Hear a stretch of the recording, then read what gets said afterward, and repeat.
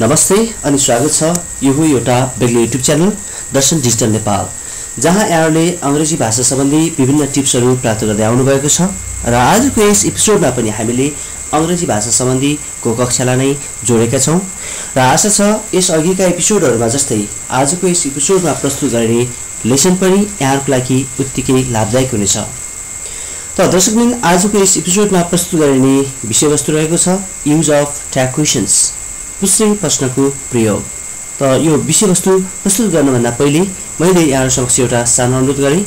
यहाँले यदि यस च्यानललाई सब्स्क्राइब गर्नुभएको छैन र यस च्यानलको लागि नयाँ हुनुहुन्छ भने भिडियोको तल लेखिएको सब्स्क्राइब बटनलाई थिचेर सब्स्क्राइब गर्नुहोला र सँगै आउने घण्टीलाई पनि थिच्न नभुल्नुहोला, ताकि हामीले अपलोड गरेका हरेक भिडियोजहरुको नोटिफिकेसन यहाँहरुले तुरुन्तै प्राप्त गर्न सक्नुहुनेछ र उक्त भिडियोजहरु हेर्न सक्नुहुनेछ। त यो अनुरोधपछि अगाडि बढौं। लेसन त आजको लेसन छ युज अफ ट्याग क्वेशन्स। के बेसिक कुराहरु हामीले जान्न आवश्यक छ। At first, what is tag question? Tag question is a kind of short yes/no question. This is also called tail question. Tag question has two parts. They are statement and next tag. There is a comma between statement and tag. The part which is before the comma is called statement and the part that is after the comma is tag. After this, let's know some basic rules of tag questions. First one is here, there should be comma at the end of statement. जुन tag questions मा statement र tag गरेर दुईवटा part हुन्छ, first part statement को end मा comma हुनुपर्छ। And next, a tag should begin with small letter. यसरी tag question को सेकेन्ड पार्ट मा हुने जुन tag छ त्यो स्मल लेटर बाट सुरुवात हुनु पर्दछ। Next, tag should begin with auxiliary verb of given statement. जुन स्टेटमेन्ट छ त्यस स्टेटमेन्टमा दिएको auxiliary verb अथवा सोही अनुसारको auxiliary verb बाट tag सुरुवात गरिएको हुनुपर्छ। And next, contract form of not N'(T) should be used. And next, pronoun should be used instead of noun.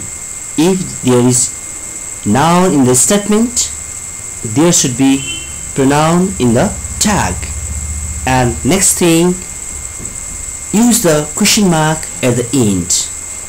Tag question को last मा question mark प्रयोग गरिएको हुनुपर्छ। After these basic rules, let's go forward to know other rules. Here are given some general rules of making tag questions. First one is here. If the statement is positive, the tag should be negative. If the statement is negative, the tag should be positive. For example, Ram drinks wine. यहाँ Ram drinks wine statement हो र यो positive form मा छ। That's why tag doesn't he, tag यसरी negative मा हुनु पर्दछ। Next, they are not boys. यहाँ स्टेटमेन्ट नेगेटिभ फर्ममा छ। That's why tag are they positive मा हुन्छ। Like the same way, next rule, if the following words are given in the statement, the tag should be positive. The words are nobody, none, nothing, no, not, never, neither, seldom, hardly, rarely, barely, scarcely, etc. यी वर्ड्सहरु स्टेटमेन्टमा दिएको छ भने त्यो statement negative भन्ने बुझिन्छ। That's why the tag should be positive. For example, I hardly passed the SLC. यहाँ दिएको स्टेटमेन्टमा hardly प्रयोग गरिएको छ। That's why the tag should be did I. यसको मतलब tag positive फर्ममा छ। Next example, nobody will come here. यहाँ nobody प्रयोग गरिएको छ स्टेटमेन्टमा। That's why the tag should be positive. So will they? Like the same way, let's see next rule. Rule third. If there is auxiliary verb in the statement, the tag is auxiliary verb plus an apostrophe T, not plus pronoun.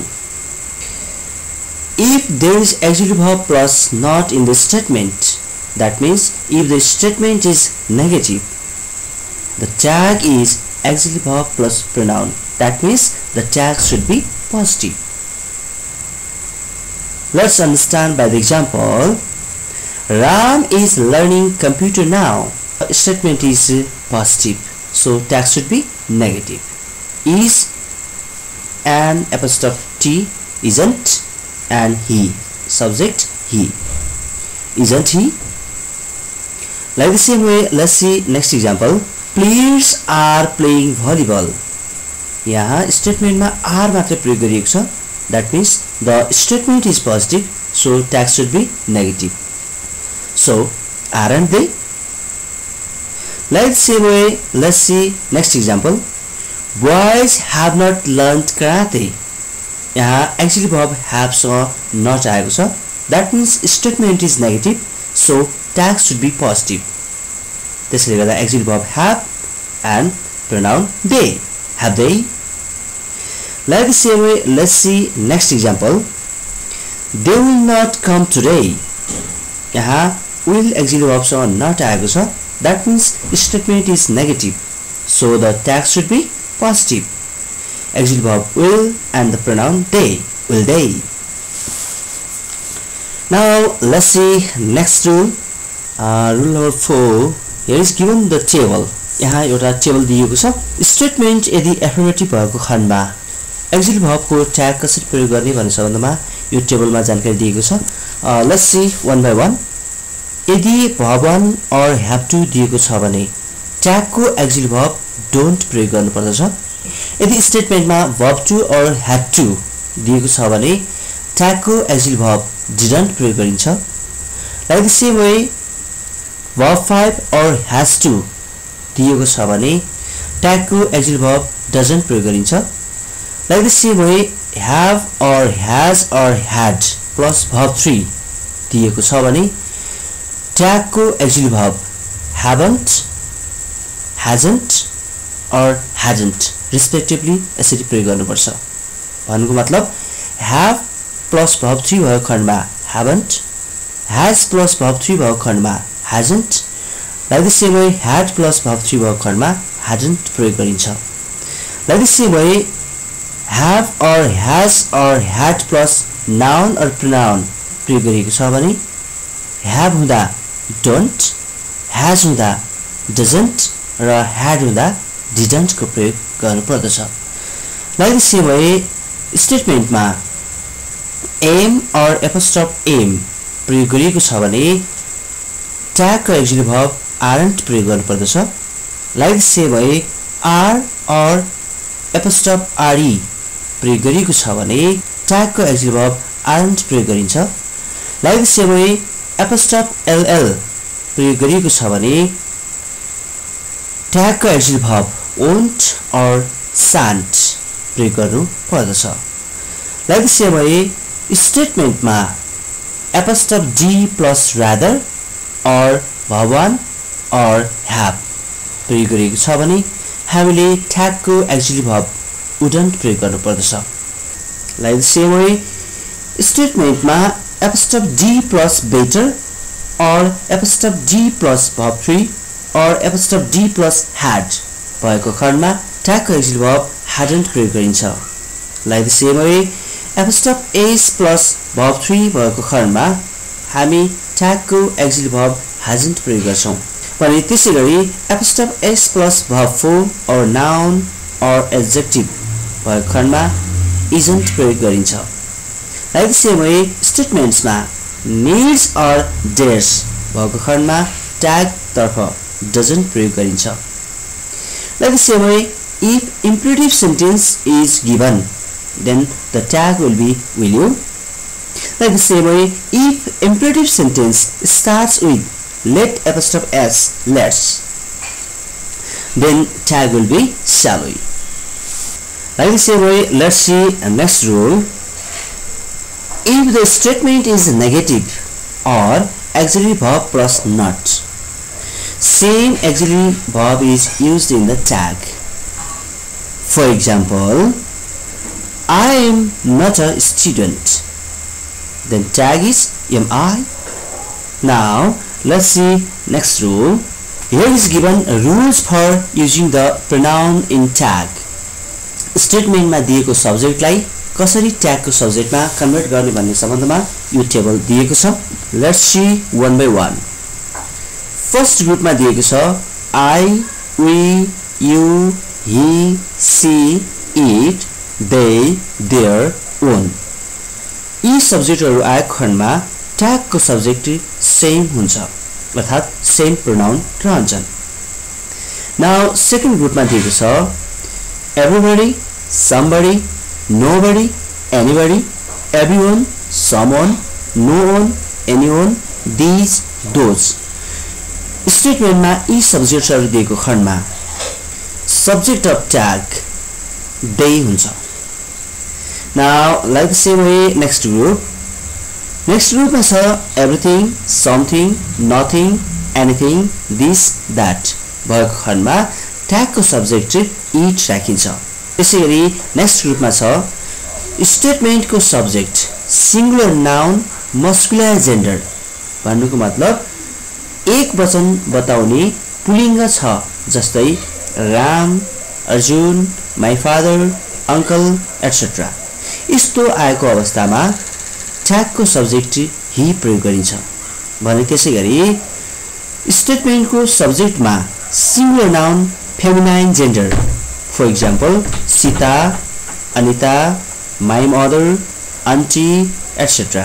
आएको खण्डमा हामीले tag को subject मा C प्रयोग गर्नु पर्दछ. Like the same way, next group, singular noun neutral gender. जस्तो कि pen, ant, cow, dog, mouse, etc. यसरी neutral gender plus animal यसरी भनेर बुझ्न पनि सकिन्छ. आएको खण्डमा ट्याग को सब्जेक्ट it प्रयोग गरिन्छ. Like the same way, next group मा छ स्टेटमेन्ट को सब्जेक्ट प्लुरल नाउन भएको खण्डमा जस्तै people, mice, dogs, cows, birds, etc. यस्तो अवस्थामा चाहिँ हामीले ट्याग को सब्जेक्ट they प्रयोग गर्नु पर्दछ. भने like the same way, I and you भएको खण्डमा ट्याग को सब्जेक्ट हुन्छ we. यो सँगसँगै ट्याग क्वेशन बनाउनको लागि आवश्यक पर्ने बेसिक रुल्सहरु हामीले जानिसक्यौं र अब चाहिँ केही एक्जाम्पलहरुबाट सिक्ने कोसिस गरौं. र यहाँ एक्जाम्पलमा फर्स्ट एक्जाम्पल दिएको छ Ram is your maternal uncle. यहाँ पोजिटिभ स्टेटमेन्ट दिएको छ त्यसैले यहाँ ट्याग नेगेटिभ हुनुपर्छ. सो इजन्ट ही दिएको छ. यहाँ actually verb is same is आएको छ भने नेगेटिभ बनाउनलाई एन एपोस्ट्रोफ टी नट को सर्ट फर्म प्रयोग गरिएको छ. त्यसैगरी स्टेटमेन्ट को सब्जेक्ट राम को सट्टामा ट्याग को सब्जेक्ट ही प्रयोग गरिएको छ. Like the same way, let's see next example. Next example is here. They are not players. यहाँ स्टेटमेन्ट नेगेटिभ मा छ. So the tag should be positive. त्यसैले गर्दा यहाँ are they आयो. Now let's see next one. They can help them. यहाँ statement positive छ. So the tag should be negative. Therefore, auxiliary verb can को can र not जोड्दा short form मा can't प्रयोग गरिएको छ भने statement को subject we, same we, can't we. Like the same way, let's see next example. We shall go to the temple. The statement is positive, so the tag should be negative. Like this way, shan't we. यहाँ shall not को short form shan't प्रयोग गरिनु पर्दछ. Next example is here. Birds fly. यहाँ statement birds fly positive मा छ. So the tag should be negative. यहाँ fly भवन भएको कारणले गर्दा auxiliary verb do र statement positive भएको कारणले गर्दा not. र डु नट को सर्ट फर्म डोन्ट र यहाँ स्टेटमेन्ट को सब्जेक्ट वर्ड्स प्लुरल फर्ममा भएको कारणले गर्दा ट्याग को सब्जेक्ट दे हुन पुग्यो यसरी डोन्ट दे ट्याग हुन्छ like the same way let's see next example an old woman loves the god यहाँ statement positive हो कारणले गर्दा tag negative doesn't she यहाँ loves verb 5 so the auxiliary verb does यता statement affirmative form मा भएको कारणले गर्दा tag negative does not र does not को short form doesn't subject an old woman singular feminine भएको कारणले गर्दा यता tag को subject चाहिँ she doesn't she now let's see next example Lakshmi always makes jokes यहाँ statement affirmative form मा छ so the tag should be negative makes verb 5 so the auxiliary verb does statement affirmative हुँदा tag negative not doesn't र Lakshmi को pronoun she like the same way next example Harish does not tell lie यहाँ statement negative form मा छ so the tag should be positive यहाँ auxiliary verb does same does रहन्छ भने Harish को pronoun he आउँदछ so does he हुन्छ like the same way next example the boy broke his leg यहाँ statement affirmative form मा छ so the tag should be negative so tag is didn't he like the same way next example children have to take balanced diet यहाँ statement affirmative form मा छ so the tag should be negative यहाँ have to आएको कारणले गर्दा tag को auxiliary verb do र negative बनाउँदा not do not को short form don't र children को pronoun they यसरी don't they tag हुन्छ like the same way next example they have opened a youth club यहाँ statement affirmative form मा छ so the tag should be negative यहाँ have plus verb 3 आएको कारणले गर्दा auxiliary verb have नै हुन्छ त्यसैले गर्दा tag को auxiliary verb पनि have र negative बनाउँदा not र have not को short form haven't they को same they like the same way next example our friends have enough sports materials यहाँ statement affirmative form मा छ र statement मा have भएको कारणले गर्दा अर्थात भवन भएको कारणले गर्दा tag को auxiliary verb do र negative बनाउँदा not do not को short form don't भने our friends को pronoun they don't they like the same way next example I am a student यहाँ statement affirmative form मा छ so the tag should be negative र auxiliary verb am same am रहन्छ भने I को I नै रहन्छ भने not पछाडि लाग्दछ यसमा am I not रहन्छ र कहिले पनि amn't I हुँदैन बरु aren't I हुन सक्दछ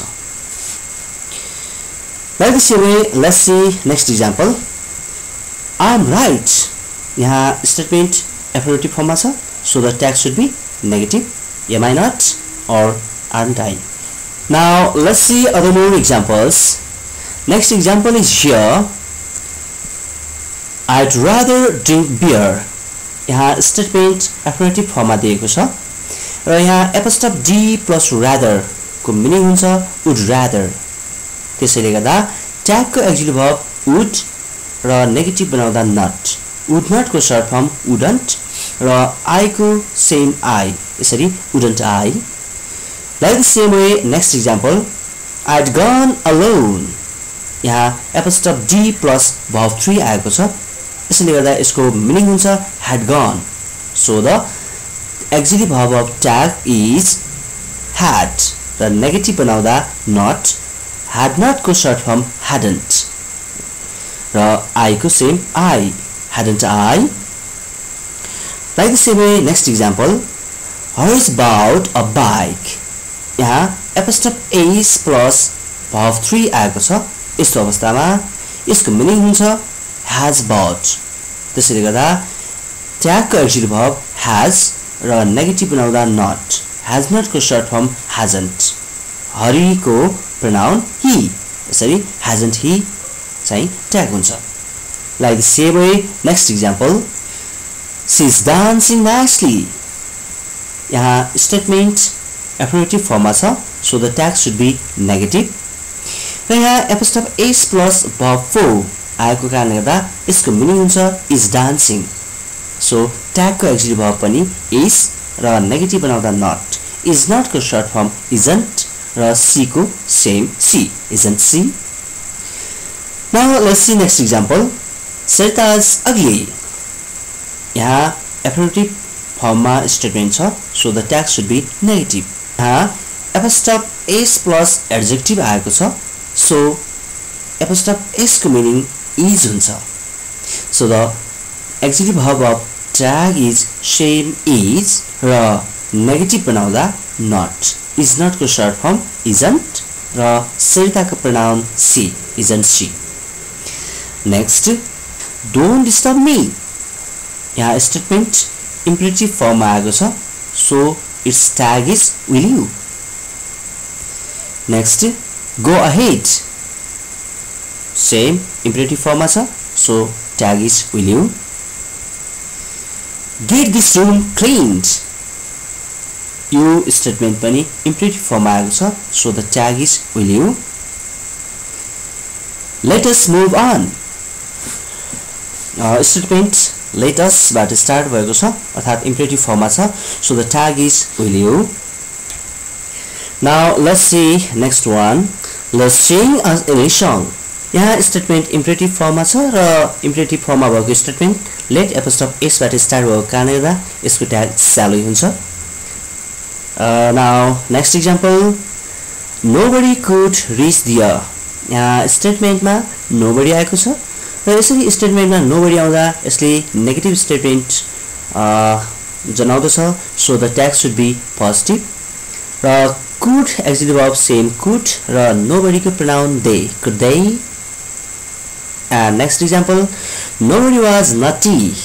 यहाँ statement मा फेरि nobody आएको छ र यसले negative statement बताउँदछ, so the tag should be affirmative. That is nobody को pronoun they हुने भएको कारणले गर्दा एक्जिक्युटिभ verb was प्रयोग नगरेर were प्रयोग गरिन्छ, were they is the tag. Now next example, this is my book. यहाँ executive verb is, so is को isn't र statement मा this आएको कारणले गर्दा tag को pronoun it हुन्छ, isn't it. Now let's see next example. Everybody loves me. यहाँ statement affirmative form मा छ, so the tag should be negative.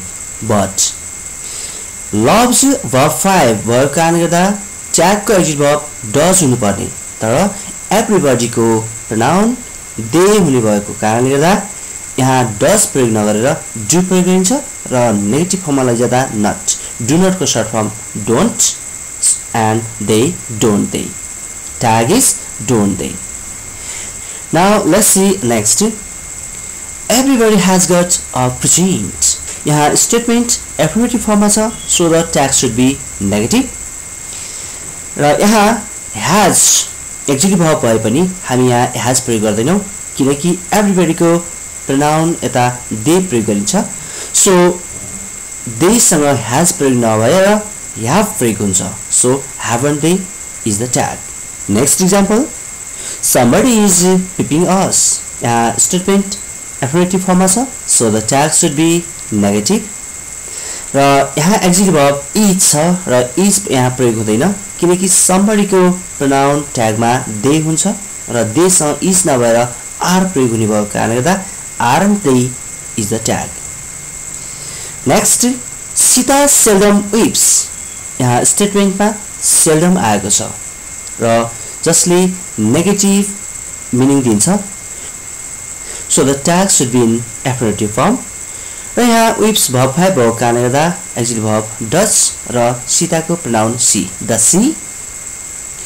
Next, you used to come over here. यहाँ statement affirmative form मा छ, so the tag should be negative. र यहाँ use to verb to फर्ममा भएको कारणले गर्दा ट्यागको एक्जिक्युटिभ verb did र नेगेटिभ बनाउँदा not, didn't र you को सेम you, didn't you। त यो सँगसँगै आजको यस एपिसोडमा दिन खोजेको सम्पूर्ण विषयवस्तुहरू यही पूरा भएका छन्।